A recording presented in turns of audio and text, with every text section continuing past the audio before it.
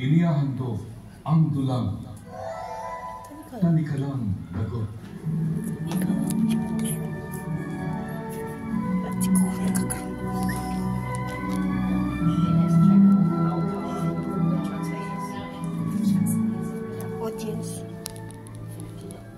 Mula sa Efeso 2:8, ito ang nasusulat. Dahil sa kagandahang loob ng Diyos ay naligtas kayo sa pamamagitan ng inyong pananalig kay Kristo. At ang kaligtasan ito ay mula sa Diyos. Ako po si Maylene Punsalan. Isa po akong OFW sa Hong Kong. Kung papaano po ako nakakilala sa ating Panginoong Hesus, ang siya ko pong ibabahagi sa inyo dito sa Tanikalang Lagot.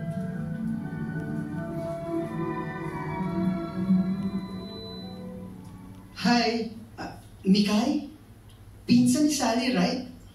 Tama ba ako? Oh, ano ngayon kung pinsan ako ni Sally? Anong meron? Makikipagkilala lang naman sana ako sa'yo. Askus? Kanina pa kasi kita pinagmamasdan sa labas ng bridal shop na ito eh. Ikaw pa pala yung bagong tindera dito? Ano ngayon sa'yo?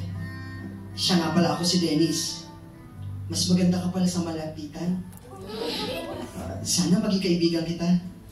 Hay nako. Ano nga pangalan mo? Dennis? Oo. Wala akong panahon makipagkaibigan. At pwede ba ha? Lumabas ka na ng shop? Hindi ito tambayan ng kagaya mong hip-hop. Hindi mo ba nakikita? Desente ang mga customer ang pumapasok dito. Baka maasiwa sa'yo, mawalan pa ako ng benta ngayong araw. Tsupi! Grabe ka naman. Sobra namang mambuli. Totoo naman ah. Sa totoo lang, nung una pa lang isa kang madurukot. Sino magdurukot? Ako? Nakikita mo ba tong silyang ito ha? Baka ihampas ko dito sa pagmumukha mo. Umalis ka na! Huwag ka naman pikon. Pikon ka dyan. Totoo naman ah. Mandurukot ka. Dinukot mo ang puso ko. Hindi ako natawa.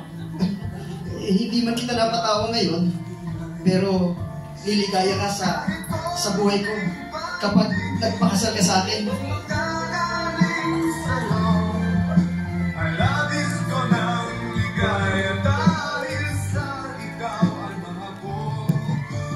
Oo na nga.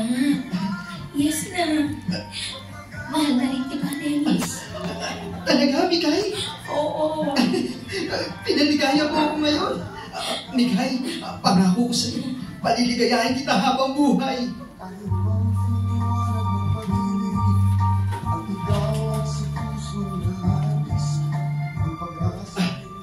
Kanina ka pa ba sa restaurant na ito? Pasensya ka na, Mikay, ha? Hindi ko maiwan yung trabaho ko, may emergency. Dennis, may dapat kang malaman. Ano yun? Mikay? Bakit ka umiiyak?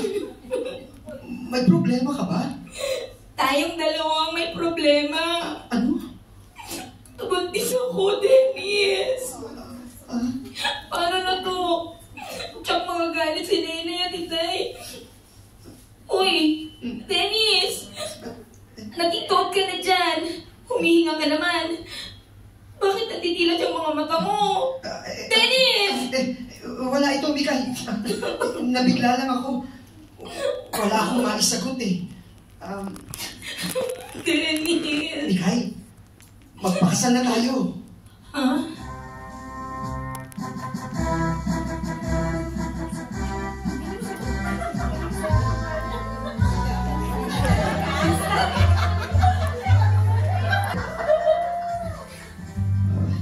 Ay, Mikay, kanina mo pa ako tinititigan. Lahat ba ng galaw ko, inaaral mo? Meron ka bang sasabihin? Meron, sana. Meron naman pala eh. Bakit hindi mo na agad sabihin sa akin? Ano ba yun, Mikay? Natanggap ako sa isang agency bilang OFW. Qualified ako, Dennis. Talaga? Di mo puti. Saan ka sa Maynila magtatrabaho? Para mahatid at sundo kita. May motor naman ako. Sa Hong Kong. Ha?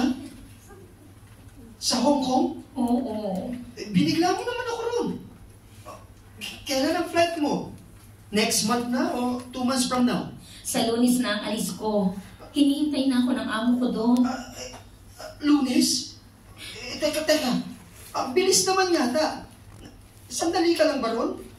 2 taon ang kontrata ko doon, Dennis.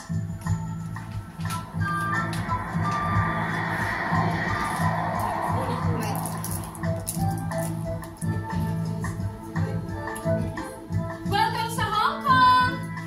Ako nga pala si Clay. Ako naman si Mikay. Salamat at magkasama tayo. At iisa pa lang amo natin. Oo nga eh. Sabi nga ni amo, ngayon ang dating mo, mag-enjoy ka lang dito Lalo malayo tayo sa ating pamilya. Kalaban mo lang dito talaga yung homesick. Pero masasanay ka na rin sa katagalan. Ganyan talaga ang buhay OFW eh.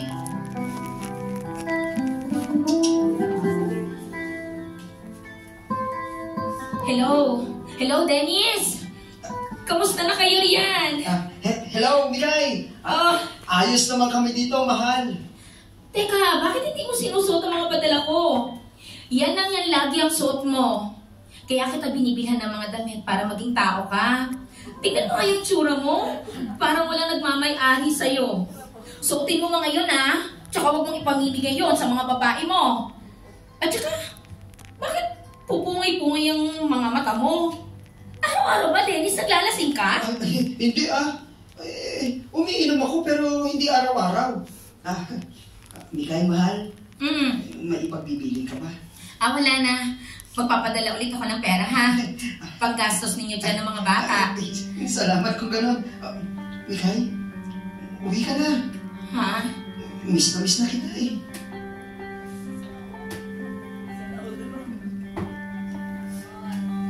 Hello, Mikay. Kuya. Kahit anong pangalan ko kay Bayaw, wala. Dead pa lang ako. Alam mo bang adik yung asawa mo si Dennis? Hayaan mo, kuya. Pagsasabihan ko. Salamat sa tawag mo at pagbabantay sa mga anak ko, kuya. Tapos malalaman ko, pinilan mo pa pala ng bagong motor. Ako, kumpani pa rin para siyang may maraming buhay. Sige po, kuya. Pagsasabihan ko po si Dennis.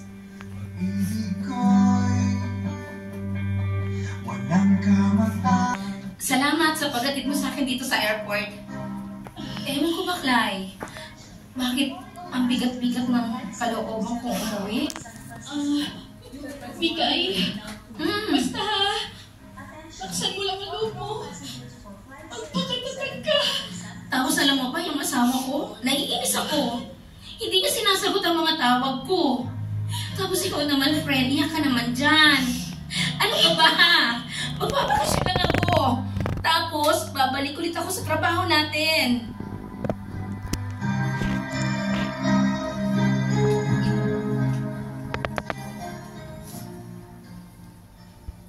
Nay?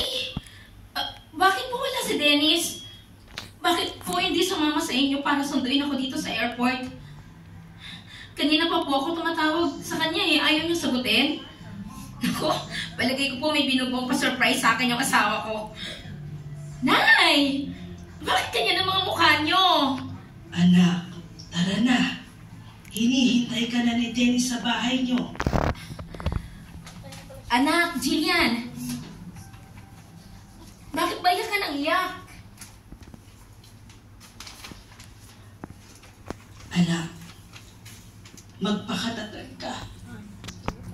Salamat sa Diyos at nakauwi ka na. Naku naman ang inay. Miss na ninyo ako, no? Kayo ni tatay. Tsaka, Nay, bakit panay ang halik mo sa noo ko? Eto namang mga anak ko nakatitig lang sa akin. Kakarampot ng ngiti. Anak, andito na si Mami.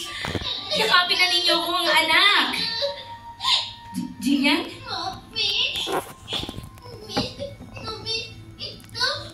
Mami! Miss na din kita, anak.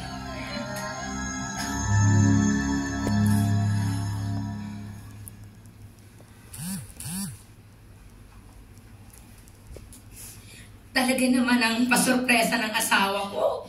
May mga pailaw pa at madaming bisita. Homecoming talaga. Dennis! Mami! Anak? Ayaw kita, Daddy!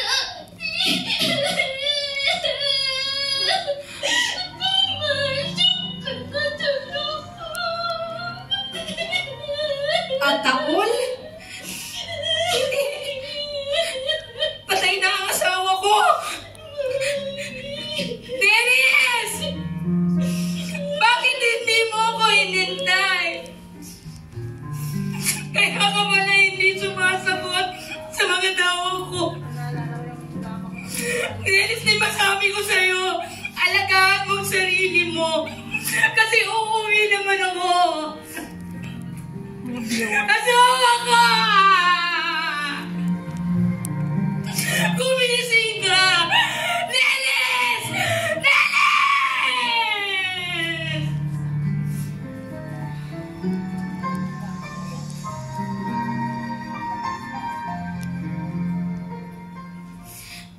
Clay, kaya ka pala iyak na iyak nang ihatid mo ako sa airport.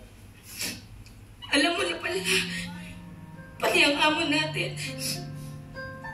Kaya pala pinipilit niyo akong magbakasyon. Dahil alam niyang patay na ang asawa ko.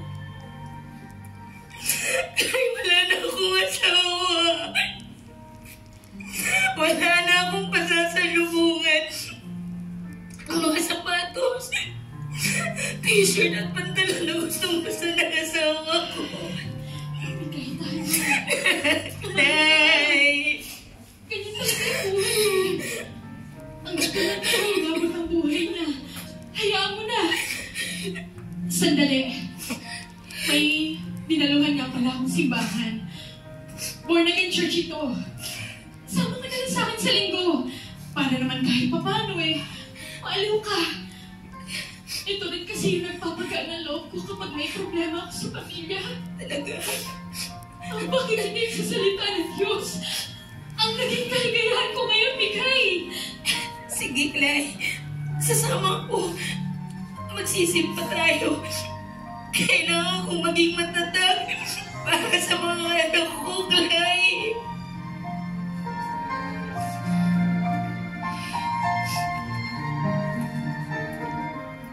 Mga kapatid, dapat nating alalahanin ang pag-ibig ng Diyos sa atin na nagsugo ng kanyang bugtong na anak upang mamatay sa krus sa ikaliligtas ng ating mga kasalanan.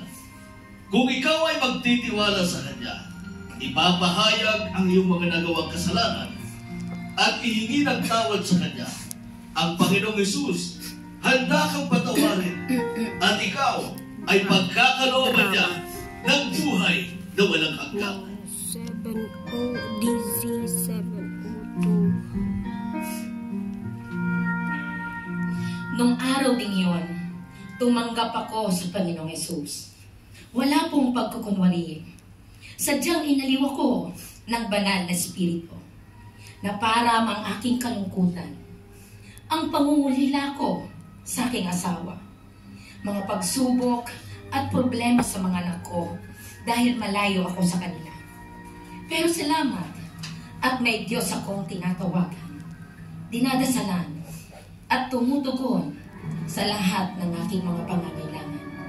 Sa Diyos nga po ang papuri. Dahil sa kagandahang loob ng Diyos ay naligtas kayo sa pamamagitan ng inyong pananalig kay Kristo. At ang kaligtasan ito ay mula sa Diyos. Efeso 2:8. Ang kwentong tapok natin sa umagang ito ay mula sa padalang liham ni Mylene Bugsalan, OFW ng Hong Kong. Binigyang buhay nila. Marita Anciano Nadal. Buddy Boy Aborde. Janelle Briones. Ram Mercado. At Nancy Lasarte. Mula sa panulat at direksyon, Jerry Peñalosa. Maraming salamat po. To God be the glory. Wow. Thank you. Nice.